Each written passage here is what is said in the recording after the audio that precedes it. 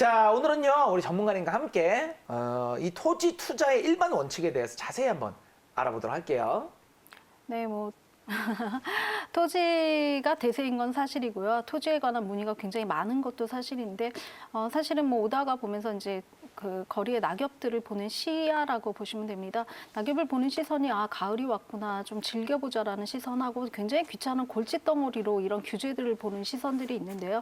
어떻게 보면은 규제가 쏟아지는 지금의 부동산 시장이 사실은 틈새를 찾아가고 다른 사람들이 포기할 때 나한테 맞춤형으로만 가져갈 수만 있다면 돈을 벌 수 있는 기회가 된다라는 것은 명지한 사실이라고 봅니다. 그렇다면 모든 사람들이 지금 규제라고 생각하고 있고 또 부동산을 포기하는 대세가 정말 포기하는 사람들이 너무나 많아지고 있는 지금 시장을 볼 때 그럼 포기하고 있는 것이 무엇이냐 하면은 규제의 대상인 아파트죠. 아파트와 주거지를 대부분 포기를 하고 있고 대부분 그 포기하고 있는 분들이 다주택자, 투자가 가능하신 분들이기 때문에 그럼 투자의 기회를 다른 곳으로 좀 돌려본다면 그 시선을 조금 더 보지 않았던 곳으로만 돌려본다면 그것도 어떻게 보면 기회가 되지 않을까. 그럼 남보다 좀 먼저, 그러면 좀 더 빨리 투자를 해보는 게 좀 더 선점하는 기회도 되지 않을까 싶습니다. 그렇다면 토지를 투자할 때 우리가 어떤 원칙을 가지고 투자를 하느냐, 뭐 여러 가지 투자를 했던 방향법들을 아시는 분들은 투자의 어떤 원론적인 걸 따졌을 때 토지도 같은 곳으로 보시면 된다고 생각을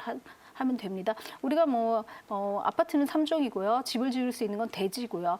또 1종에다가는 뭐 3층 이상의 규모를 못 짓고 뭐 4층 어떤 건폐율이나 용적률의 제재를 갖고 있고 그다음에 주거지 중에서도 준주거라던가 뭐 상업지역으로 갈 때 굉장히 높은 용적률과 건폐율을 가지고 집가 상승의 폭이 있고 그곳에 들어가는 어떤 업종의 제한도 규제가 없다라는 생각들은 일반화된 상식이라고 보시는데요.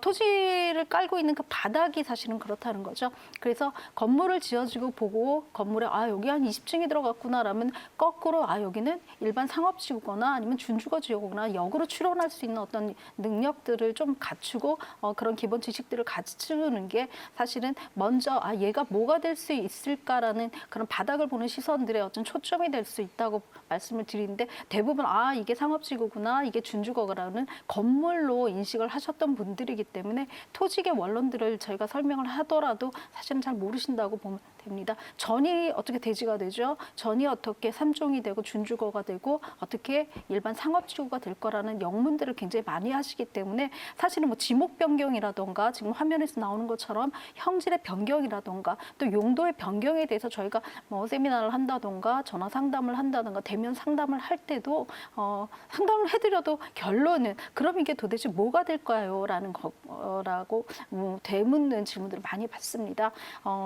3종이 되고요. 아파트를 원하시는 3종이 되고요. 그다음에 준주거가 되고 일반 상업지역이 됐을 때 큰 돈이 된다고 한다면 내가 할 수 있는 부분과 내가 못하는 부분 두 가지로만 설명을 드리도록 하겠습니다. 자, 처음에 지목 변경이라던가 형질 변경 같은 경우는 내가 할 수 있는 것이 있고 내가 할 수 없는 것이 있습니다.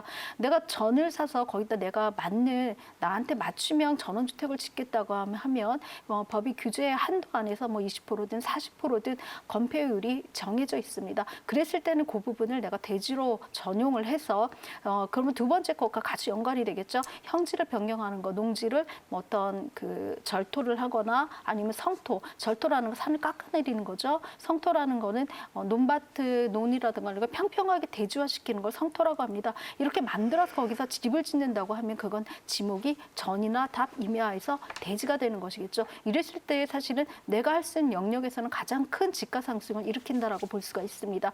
또 한 가지는 마지막에 있는 용도 변경인데요. 용도 변경 같은 경우는 내가 할 수가 없습니다. 그거는 도시계획에 정해져 있는 규율에 따라서 되어져 있는 거고 산업단지가 들어간 거나 아니면 역세권이라던가 아니면 어떤 일반 신도시 계획에 의해서 지어지는 인류화되고 형평화된 그런 곳이기 때문에 이거는 기관에 대한 어떤 문의라던가 좀 더 발빠른 정보력의 차이라고 볼 수 있기 때문에 그런 것들을 잘 차려 가신다면 뭐 그린벨트를 사거나 산꼭대기 보존산지를 사가지고 속았다라는 생각을 안 하시는 그런 어떤 부동산의 가치를 올릴 수 있는 극대화된 어떤 결론을 내릴 수 있는 그런 곳이기도 합니다. 자력으로 할 수 있는 것은 사실 한계가 있지만 이런 용도 변경이 가능한 곳, 용도 변경이 되는 것, 도시 관리 계획으로 변경이 되는 것들은 실제는 나의 노력이 아니더라도 이렇게 아까 말씀드린 대로 집을 짓거나 상가 건물을 짓거나 또는 높은 어떤 고층의 권리를 갖고 있는 그런 곳으로 바뀌어 나갈 수 있기 때문에 토지의 가치가 극대화된다라고 말씀드릴 수 있습니다.